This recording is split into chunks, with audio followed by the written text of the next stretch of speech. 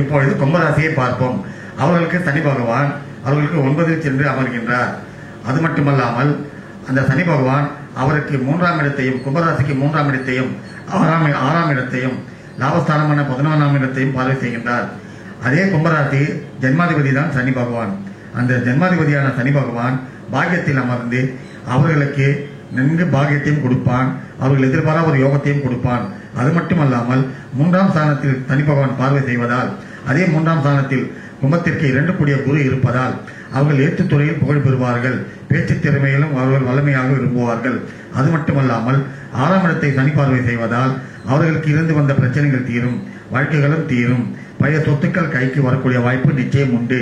பூர்வீக சொத்தில் பிரச்சனைகள் இருந்தால் அவர்களுக்கு நிச்சயமாக கேஸில் வெற்றி பெற்று அந்த பூர்வீக சொத்து அவர்களுக்கு வந்து அடையும்.